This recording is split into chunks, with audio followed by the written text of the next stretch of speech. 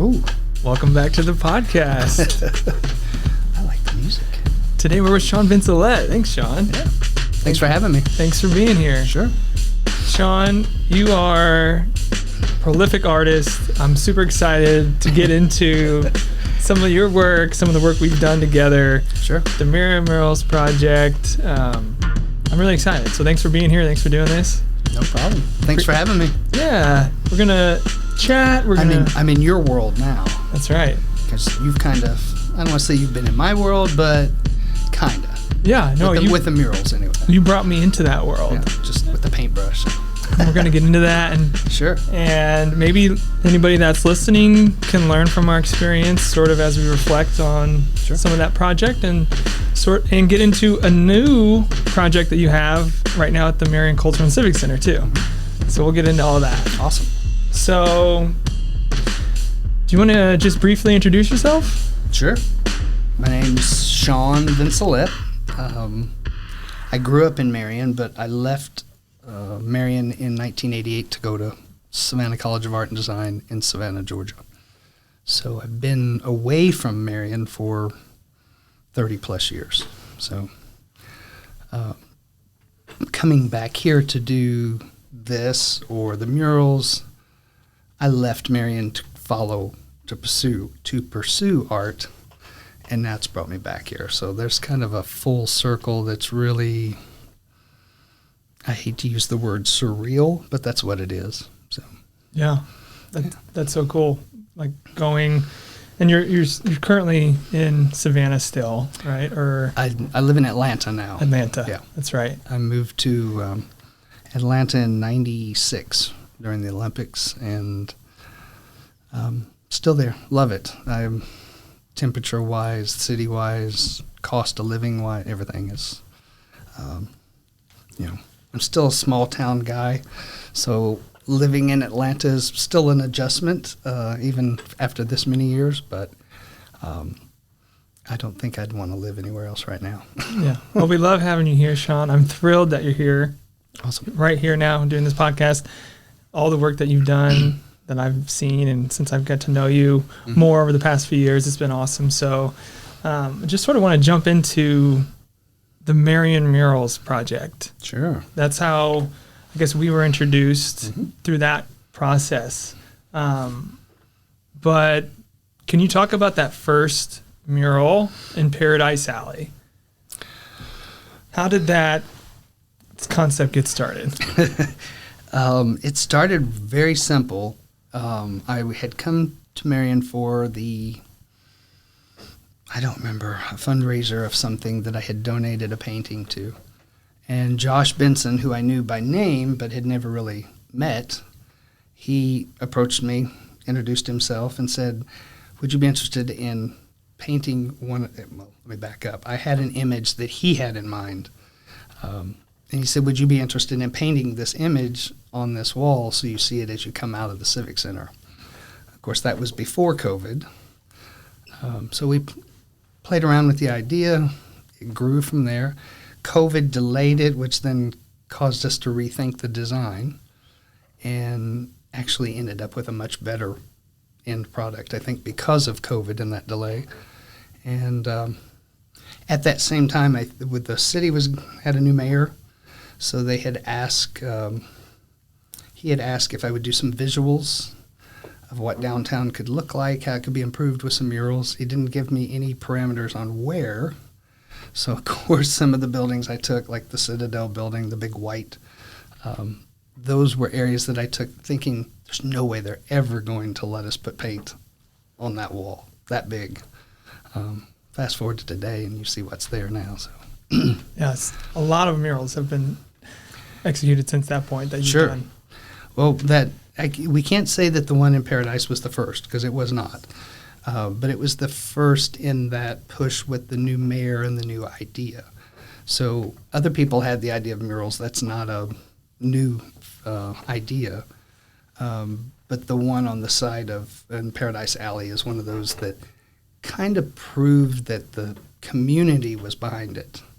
And you were there. I think you remember Mike Absher mentioning, oh, yeah, in a year or 2 years, we hope to have I think it was 20 or something. It was not a very big number. Yeah. And we kind of rolled our eyes like, ooh, that's a lot.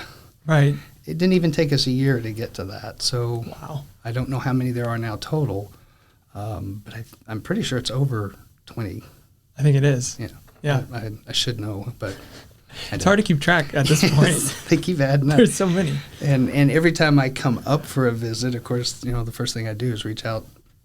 Want to work on a mural? So, Yeah. Weather tends to, being in Atlanta, travel takes a lot to get, up here. Not a lot, but takes some logistical planning. But there are a few projects that are going to come up right around the corner. So that's really exciting. So more to look forward to Yeah. when it comes to adding public art, these murals to Marion, Sure. your hometown. Sure. That is such a cool thing. I don't know if it's really actually completely marinated in my brain. It does, because, of course I hear people here who will come up and compliment or comment on it, but, I live in Atlanta where murals are not uncommon, but I still have a good following of people even down there knowing what I'm doing up here. So I think a lot of that has to do with, I can paint murals anywhere, but I paint murals here because of what Marion did for me. So I've had a lot of people reach out and say, we have a mural project in this town, or, and I can't really say that it's a, interest to do it. There's a hometown portion that doesn't resonate with others' projects. And what did Marion do for you? What is that draws you in and makes you want to do these really big, hard, very, intimidating Sure. projects? Well, you had just mentioned about some people having troubles climbing ladders. So the first project we did was a 2-story building, and my knees were shaking just getting to the second floor. So when we did the 5-story building, it was so in that respect, I can say it's helped me overcome a lot of those challenges. But in the case of the Marion, what it is and why my connection, I grew up in Marion, as you know, interested in the arts. And in the Midwest small towns, if you're not into football or hunting, you're kind of on an island, or used to be. So I think at the time in which I was growing up, there were, in particular, the Civic Center. There was a group of people before who had the vision and said, let's set this aside for the citizens of the city. So we had everything from musicals that we would do backdrops for. They had art classes. My first art class was in the Civic Center in 3rd grade. So that was it was at a time Marion really fostered the creative side through these initiatives in the arts that was not common in 1972, I think 71, when the Civic Center was incorporated. So to me, if it were not for that, I wouldn't be doing what I am now. So to be able to appreciate that and give back to that is certainly what drives me to do it, which, I'll admit it, I'm not getting rich from this, so it's not about the money. Yeah. I do enjoy the compliments from people, but I'm an introvert, so the fame portion, that's a really weird word, but that portion of it doesn't, interest me. But the portion of kind of morbid, when I'm long dead and gone, these works will still be here. So it's part of leaving a legacy, adding to the legacy that was here that I appreciated when I was growing up. So I think it's just a continuation for me of what was already started. So That's so awesome. I don't think I answered your question, but I gave you a lot of stuff. No, that is. I think you did. And to think about whenever you were taking those first art classes at the Civic Center, something new, right? You were saying at the time something that wasn't really Sure. accessible if it wasn't athletics or, hunting, football, whatever. And, how that impacted you in your whole life, your moving forward. Yeah. And just, speaking on the legacy that you're building, what someone that is your age now is seeing these works go up and thinking, wow, what's possible? Sure. Improving, making something out of nothing again, and inspiring a whole new generation. Yep. It's pretty incredible legacy. That the first one, the Paradise Alley, you'll remember this. That was something big that happened. All of them have been really important and exciting, but that one in Paradise was just like, there were people standing around watching. You remember? Yes. But one of my favorite portions of that, or pieces, was when someone would bring a child, 4 or 5, whatever they were, and we'd let them paint and all I could think of was how much the old Civic Center influenced me in the creative realm. So I could kind of see where when these people, these little children that were painting on the mural, when they're growing up, that's going to stick in their head. So if it inspires it, great. If it inspires them artistically or to be giving back, whatever it does, there has to be a good inspiration. Even if it's only 25 years from now, someone comes back and says, "Oh yeah, I painted that." That's good enough for me. So yeah, that's really awesome. Yeah. And that first one, I was around filming, taking some footage. I remember the first night of projecting and just filming, and I just kept coming back to the mural, and eventually you said, "You keep coming around here, we're gonna put you to work. We're gonna put a brush in your hand." And sure enough, that's what happened. And that, I can't tell you how much that moment changed my life. Well, and you bringing me in like that. And I don't know how to respond to that, but because I've seen what you've done since that point. So if that spurred that inspiration on you, wow, that's a piece I hadn't thought of. That's not me. So we can go back to. It's a continuation, yes, right? Yeah. It's a continuation. I won't take credit for it, I guess. I'll say thank you and appreciate it, but that's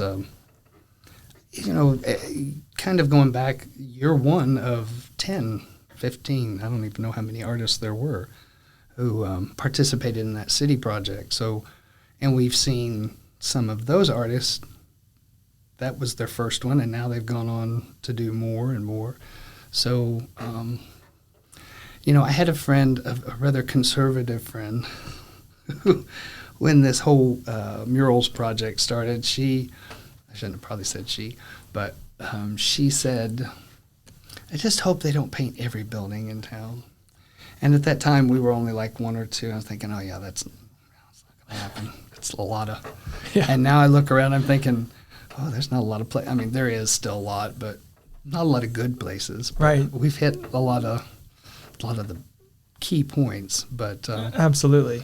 And that goes to show you that community support you were talking about. Sure. How the community just rallied around that first project and each project since then, and what, a spark like that has caused. Look around. There's so much murals and arts, and that was that spark. That was that ignition point, yep. Shawn. It was, and it's not just about the murals. The mural, there were a few people of means who had purchased structures that needed repair, whether they did it with that intention. There was a whole, where the murals sparked the community involvement, then that kind of gave those property owners, oh, well, maybe they're, so I like to think that it's all, interwoven. It is. And then now when I come back and I see, they've upgraded parking lots and the, cityscapes, and my favorite thing is they've started planting trees. Plant more trees. Amen.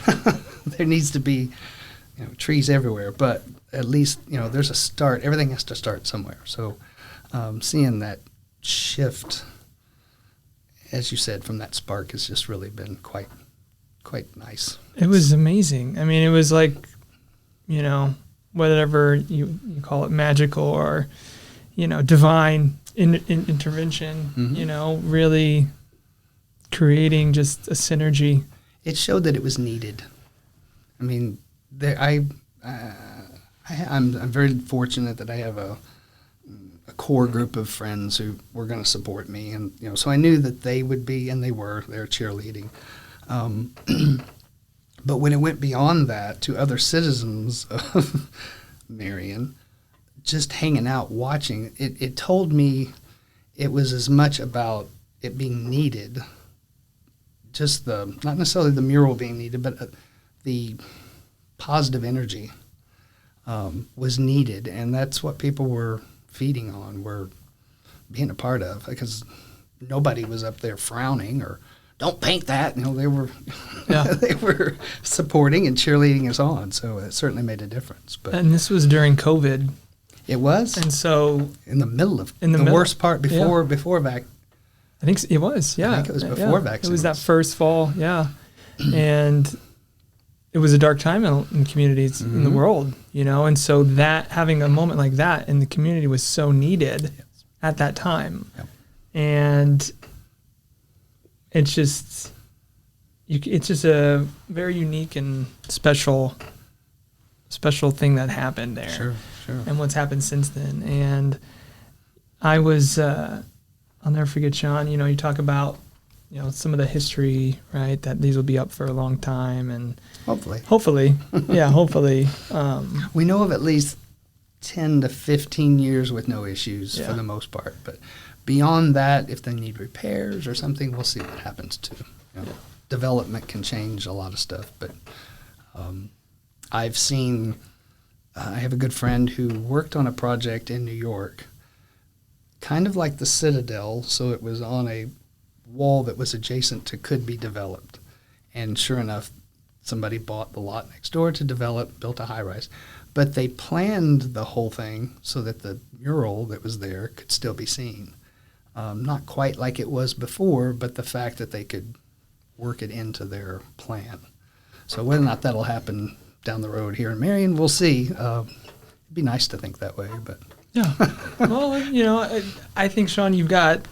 Let's see. There's how many have you actually done? There's have been involved with. 1, 2, 3, 4. 4. Yeah. Well, 4 that I've put brushes on the wall. I've helped you guys with the Artist Life, Live It. Yeah. But that one was all you guys on the painting. So, yeah. 4. So, I think between 4 and more coming, right? More coming. We have. So, I think that's a good spread. I think so, Shawn. It is, and it's funny because I've had a couple people, to me it's about the diversity in artwork. I am not an egomaniac. So, yes, I've done 4 of them, and that's great, and I'll do more if asked.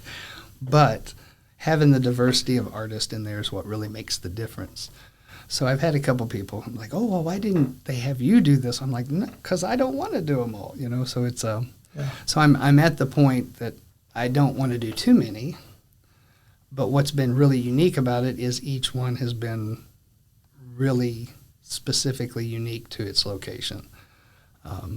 Some history and so there's some other elements in it, but in other words, you could not I don't think you could look at the 4 and except for the signature really probably tell that it was done by the same artist. So some people say that's not a good thing. I think it's a good thing. Yeah.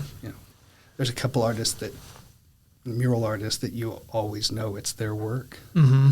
And that's fine. That works for them, but that's not how I approach it. So sure. Every artist has their own approach. Sure. There's no one right way of doing anything. Yep. And I think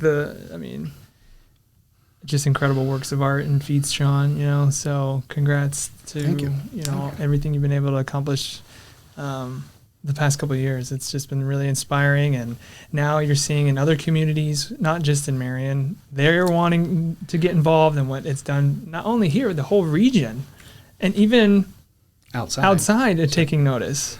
So I've had, I added this up the other day, at least 7 different people from Atlanta, from my neighborhood and friends, circle of friends, who for whatever reason have traveled through Marion. So I get these random pictures, and of course they gravitate towards the Citadel because it's the biggest one, first one you see for them. So I get these random pictures of selfies of people in the Citadel behind it. I'm like, do I get some tourism dollars for that? Right, bringing in all that attention. People posting online and sharing. I mean, it's a draw.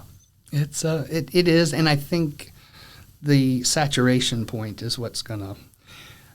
I was talking to, I won't say the person's name, but it's someone who makes decisions in this town, about some of the additional layers that are going to be put onto the downtown area as part of the redevelopment part. And I think the combination, like I said, with the murals and the new businesses and these other layers, which I won't, it's not my place to share what those are, but everybody will see them happening soon. To me, that's going to be the really interesting part of seeing it all come together like that. And knowing how much the community supports, like the Christmas event that they had. And it's nice to hear people, I love what they're doing downtown, instead of, why are they wasting dollars or whatever. You know what I mean? It's nice to see a positive spin on it rather than the negative portions of it. But I think as it comes together, people will really see the overall vision of what downtown should be. Mm-hmm. So, and you mentioned that the mayor reached out to you before all of this to just think of some mural ideas, right? Just around downtown, part of the revitalization effort, the new vision for the square. And now how far that's come from even then. It's amazing. And their timeline, I mean, I don't think they anticipated being where they are now so quickly. So to me, I think that's a plus. Does that show the power of art? Without a doubt. No doubt. It's we live in a visual world, and blight is unsightly. Yes, and it's offset with art, and that's I hate to say it, but it's a really inexpensive way of taking a blighted view and adding elements to it. Graffiti artists have been doing it for decades, so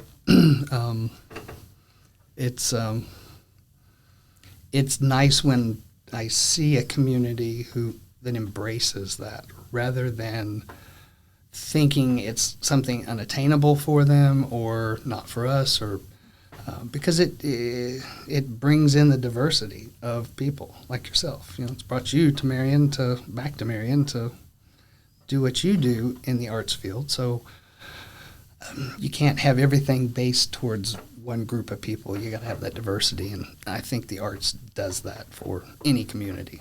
Absolutely. So, adds new perspective, new look, new vibrancy, like you said, in a lot of these areas that really needed it.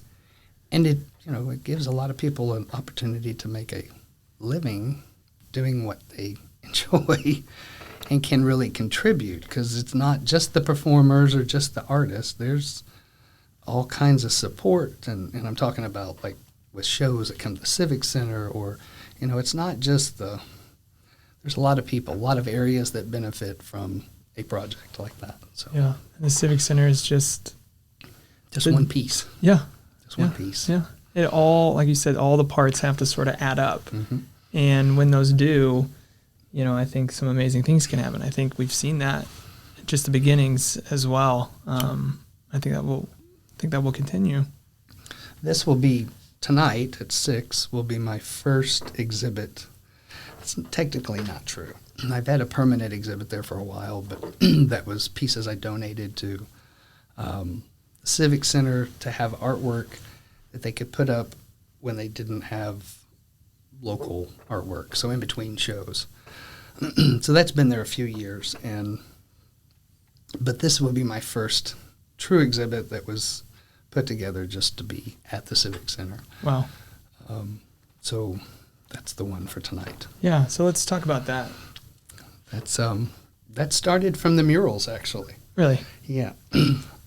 Partially from the murals. And part of it I swore I wasn't going to put out there publicly, but I have. But so when we worked on the last one for Marion Medical Mission, The Water for Life, it had a lot of faces. And Josh stepped right up. He now tells me he didn't step up, but in my eyes, he stepped right up, and he's like, I'll paint and he took over on the faces, and he did a wonderful job. So once he started, I didn't want to hinder, so I didn't give any advice, any opinion. I just said, go for it. And Josh and I work well in that respect with that, with all the projects. So when we wrapped that project up, it told me I needed to really, as an artist, one of the areas that I have trouble with was faces, human form. Most artists do. So it told me that I needed to challenge myself. So with the help of a prescription from my doctor to quit smoking.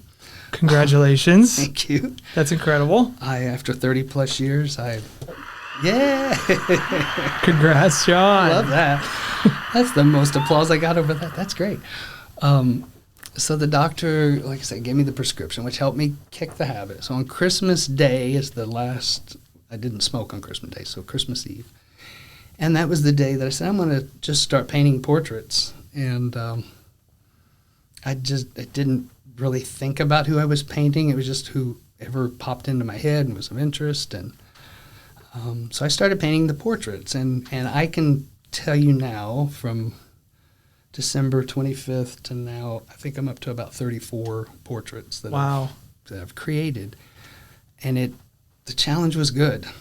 I mean, I still have room to grow with portrait painting, but I can look at the first one I did and we're just talking a few months, so it's not a long period of time, but the reason it sticks in my head is like I can connect it to the day I quit smoking.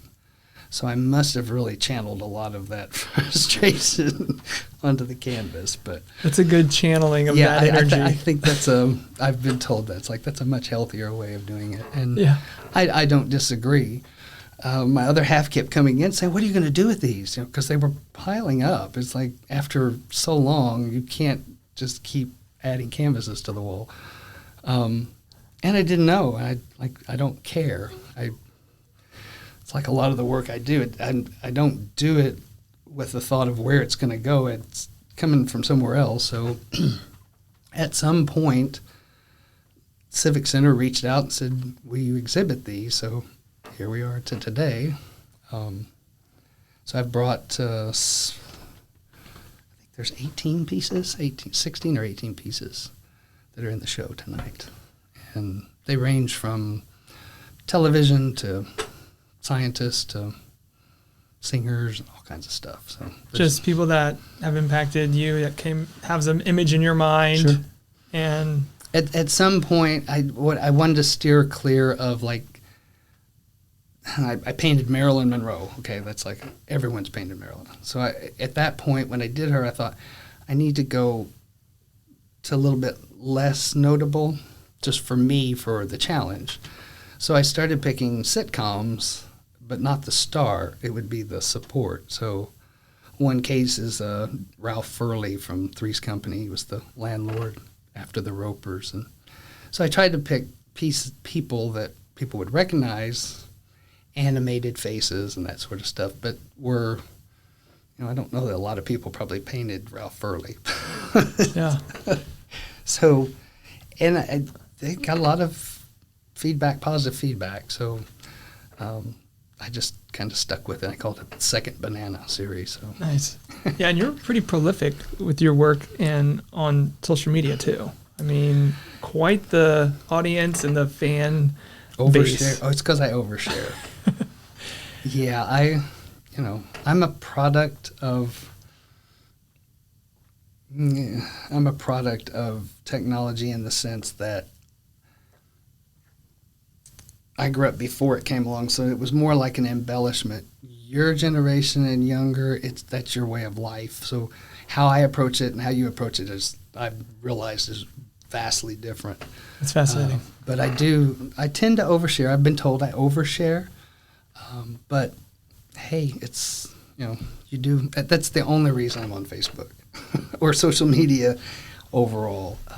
Otherwise, I do find it rather toxic, but it can be, but a tool for sharing your art and building interest. Sure. With the whole, And I have people who constantly will say, "You're the only reason I come to Facebook is, because everything else is toxic," or that. So when I hear that, it makes me feel a little bit better. Mm-hmm. And I try to. Most of my artwork is fun, colorful. I try to not be. I'm not a dark artist. I've tried to be, but to me, it sucks me in, and it can make me depressed very easily. So I'd much rather create stuff that makes me happy. Mm-hmm. And I find that people connect to that. Bright colors and shapes and smiles and that kind of stuff. Yeah, it's great. So let's talk about how you come up with, whether it's an idea, come up with a piece of art. You sort of mentioned that it starts up here, and it just comes from somewhere. But then taking that idea from nothing and creating something, whether it's a canvas or a 4 or 5 story mural. Can you take us through some of that process for you? Wow. Sure. I can tell you the easiest way I can describe that is I find that I'm most free when I'm just creating what I want to create.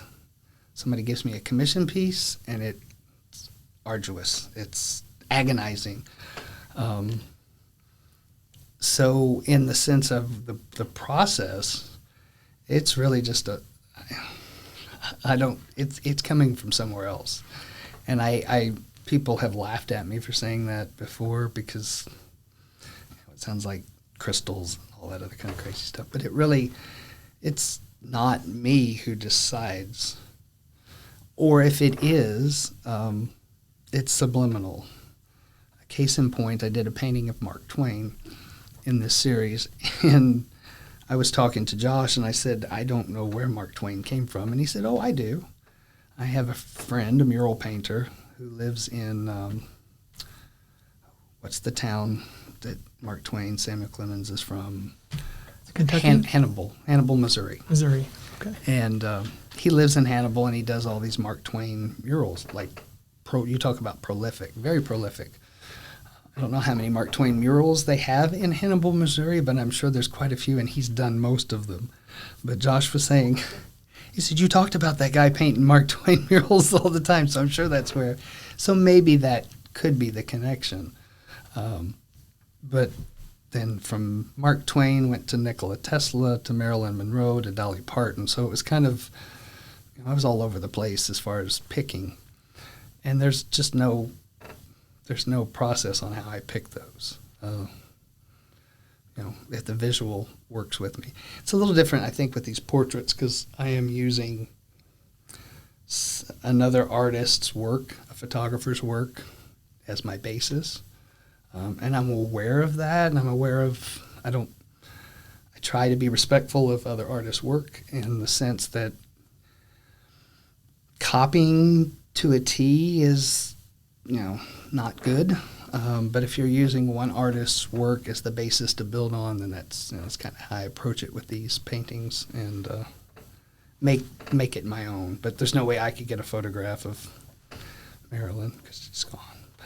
Yeah, right. Most of these people, but so anyway, so it's really just a matter of the color and the shapes and whatever is telling me in the back of my brain. So when you're in that free moment of just creating, is it sketches? Is it paints? Is it vision board? How do you get those on those, whatever it's channeling through you started? Where does it start? Where is it a mixture? With, there was a time in my earlier years, and if it's a commissioned piece, there's more process, more planning, more sketches, and then building too. That's a different process. These creative pieces, these canvases, I go right from brain to canvas with a brush. So it's less thinking. So I think that's probably why it's more freeing, because the commission piece that sorry, I keep kicking the chair.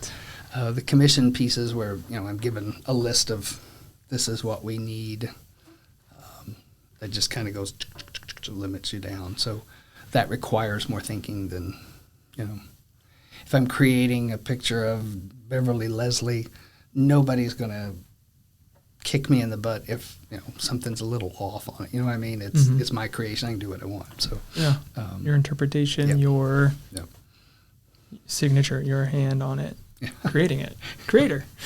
Speaking of which, they're all spelled correctly. That's good. Yeah, that's a little Easter egg on one of the murals out there. Some people know about that. Sure. Yeah, it speaks highly when an artist misspells their own last name and doesn't recognize it, doesn't know it until another artist takes a photograph and say, wait a minute. Something's off. Yeah. I still, that's one of my favorite stories to tell. You want to tell that on here? Sure. Yeah. Well, you took the picture of after we finished the Citadel, and I don't know if you'd shared it online or if you just, I don't know how I saw it. I think I shared it online, maybe Facebook. It was after I'd left. Mm. I mean, after I'd gone back to Atlanta. So we had wrapped up and cleaned up, and you shared the picture of our signatures, and I immediately spotted my name was misspelled right off the bat. And so I shared the post, and I said, if whoever can find my misspelling, I'll send them a free drawing or something. Of course, the person that found it was my nephew, who has the same last name. Of course. Right. Vincelet. Yeah. He was quite happy to find it. He found that quite humorous too. Now, did you go? Is it still? Yeah, I'm leaving it. You're leaving it. Yeah, Okay. I'm not touching it. Yeah. Cool. I figure that thing sticks around historically for a while. Oh, yeah. That'll be something down the road that can be a extra little funny story about some history book somewhere. Mm-hmm. Oh yeah, absolutely. Right next door at the county, Williamson County Historical Society. Yeah, these clips will probably be there with me sharing. Yeah. I misspelled my last name. In my defense, I have a long last name, but I know how to spell it. But I got distracted in the middle, came back, and I just didn't pay attention. So it happens. It happens. But the artwork's beautiful. Thank you. And epic and amazing. I'm very pleased and with just impressive. That one. Yeah. All of them, but that one, the Citadel in particular, because we brought it up, that one is it's extra special. It's special because it's big, but it's special because it was the first one, and I just knew they were not going to let us do that, which I don't know if you knew that or not, but when we first proposed it, the building was with a different owner. Really? Yeah. And I don't think I'm telling any secrets. So the mayor had said to me, I can't, I can ask, but I can't compel a building owner but I can ask. And I think the previous owner wasn't open to the idea, but in that interim, the building changed hands, and the new owner, which is a group or a foundation, was very interested in it. So that certainly helped make a big difference. It goes to show you, just putting the idea out there, just drawing up the sketch and just the power that can have maybe down the road, maybe. The exhibit tomorrow or tonight, I mean, before Christmas Eve, it didn't exist. So that is something that, as of Christmas Eve,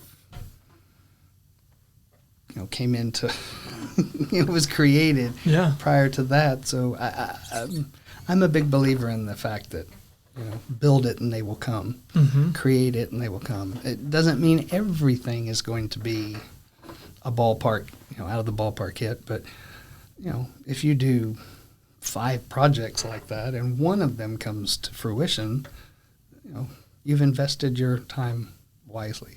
as an artist, I think, for me anyway. So it's kind of like taking photos. You're a photographer, so you can take 10 photos, and out of 10 photos, you might get one good one. The other 9 are okay, but there's going to be one good one. You start adding, 20, you might get 2. So it's a numbers game in a sense. Plus the talent or the ability you gain by doing something repetitively. Certainly, that's an asset too. Any artist out there listening, take this as a bit of advice to just make the things. Just keep working on it. Just do it and do it, and things will come. Like you said, you build it, they'll come. Just continue on that pursuit. Even now, just listening to you saying, I wanted to learn more how to do figure. Yep. I mean, that's like proven and, of going out and just doing, and that's awesome. Yeah.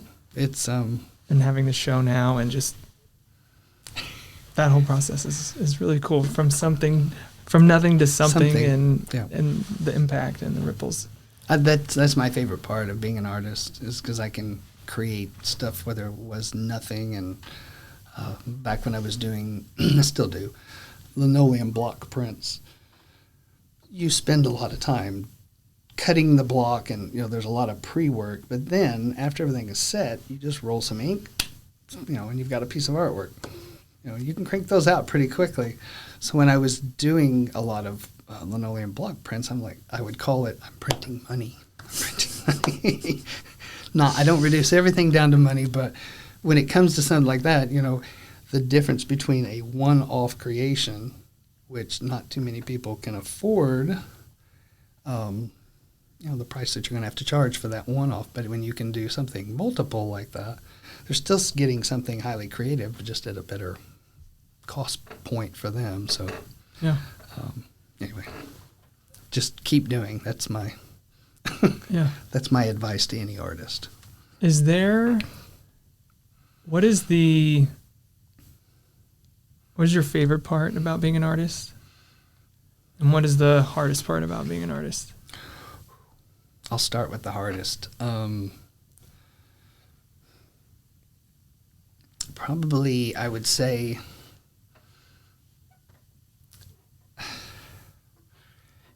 it's different. I will soon turn 53.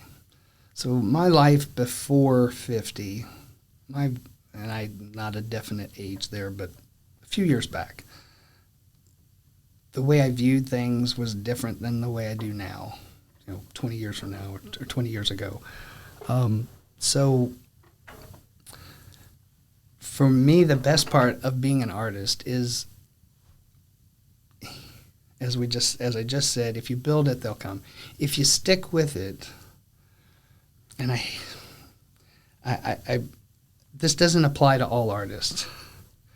This doesn't apply to everyone, but if you stick with it long enough, eventually you're going to find your pocket, your niche, what you're good at, what can give you happiness, whether your happiness is just happiness or a living, a way to make a living. You're going to find it. So I would say the best part about being an artist is the fact that that process of finding that has taken me to some pretty spectacular places. And I mean that geographically, as well as people, so that's the best part. The worst part is, in the same vein, there's a lot of unknown with being an artist. Everything from health insurance to eating to anything else you can think of. It's not a consistent income for most artists.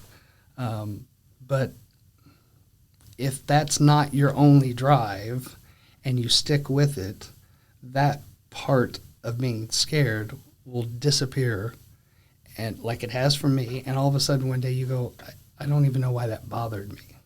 Because now that element is out of my mind, I can paint 32 paintings in a few months. You know what I mean? So there's a positive and a negative from the very same thing that I've gotten.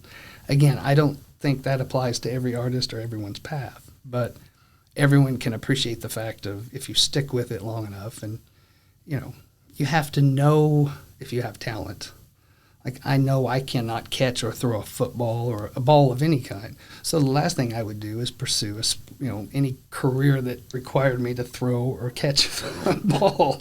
So if you know that's not your forte, then that's not going to do you much good. But if that is what helps you breathe every day you wake up, then stick with it. And someday, as I say to a lot of people, I'll be rich and famous when I'm dead. That's okay. I'm fine with that.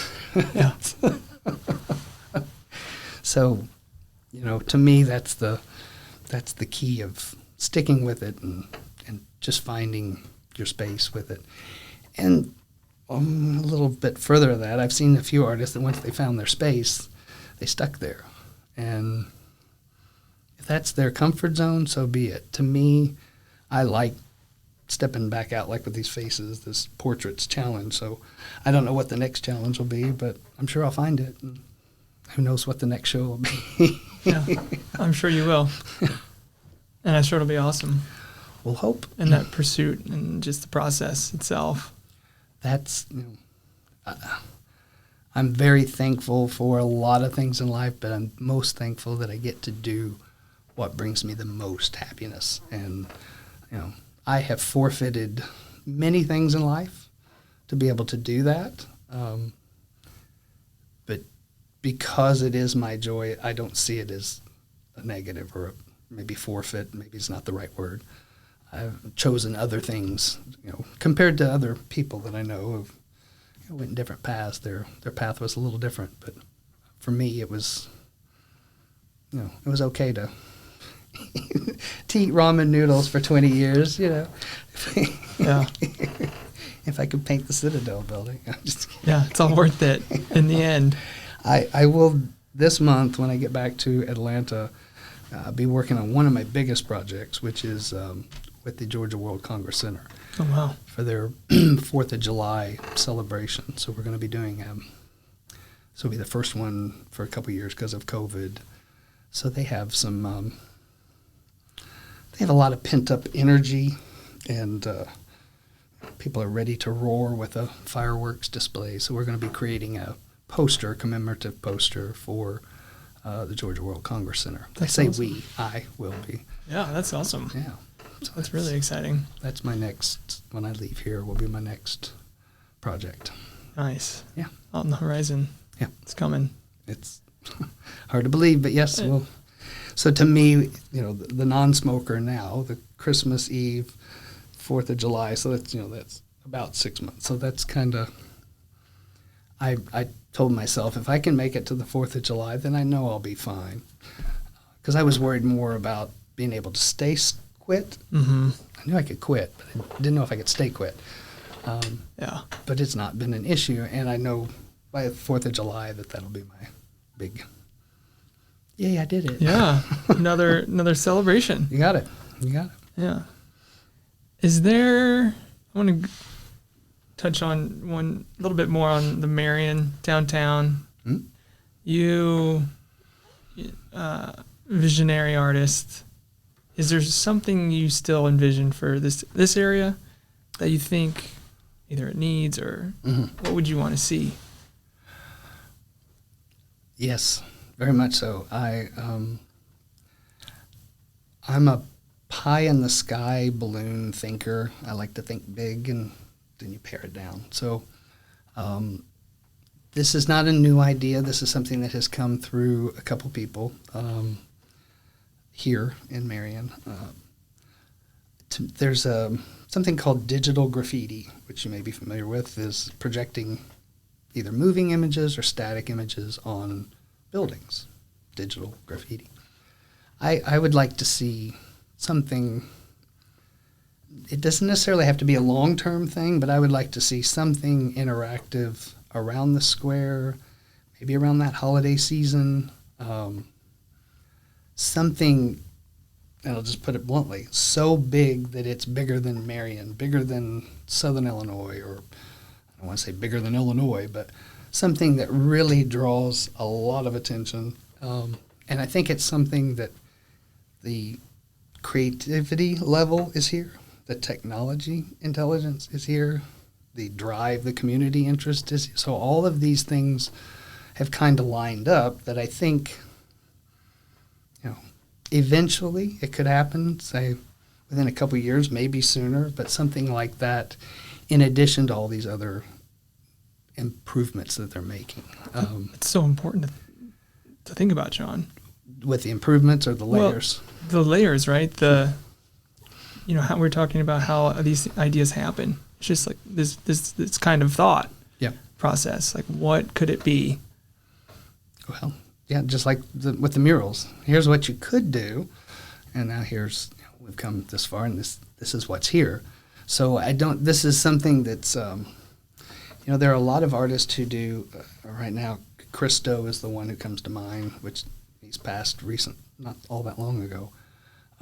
He's the guy who wrapped the islands in pink plastic, or he did door frames and I think it was door frames in Central Park, and they're short-term installations, like within months or a year. So they're not, just like an exhibition that's here and gone, but it's not something that's meant to be there for 100 years. So, but I think once Marion has a little bit of time to get the stores in downtown, get them in settle, the ones that are going to come in.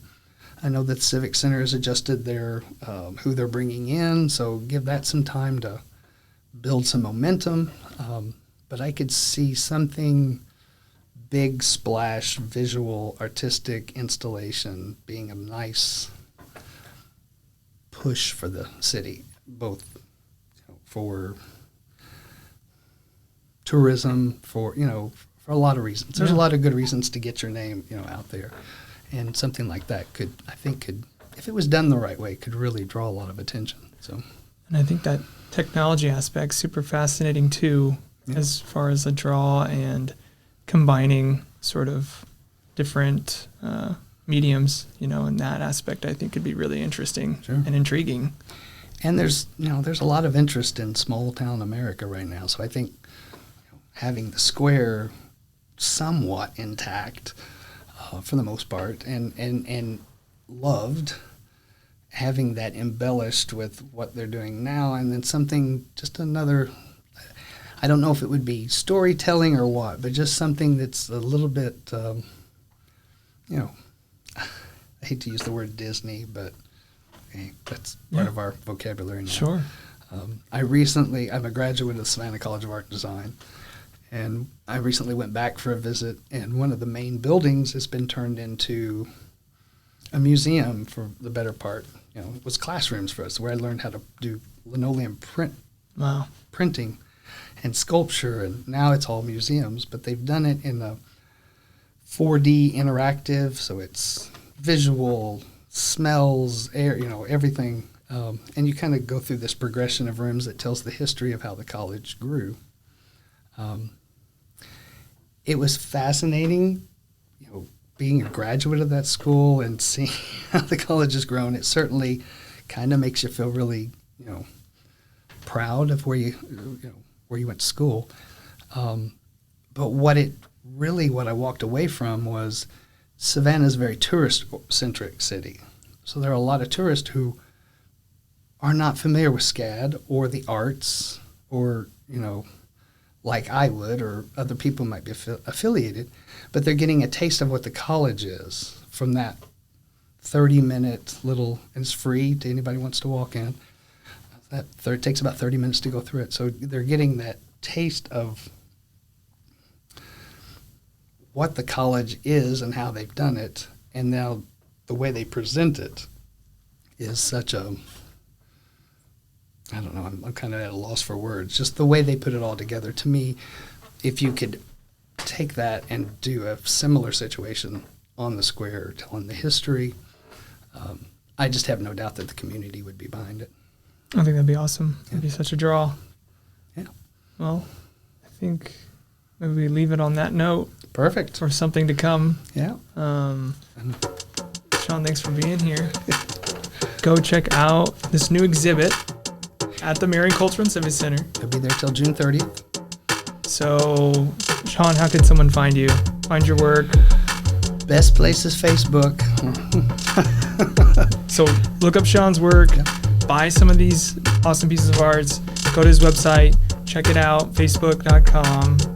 Shawn, it's been a pleasure to have you. Thank you. It's an honor to get to know you and work alongside you a lot of this stuff.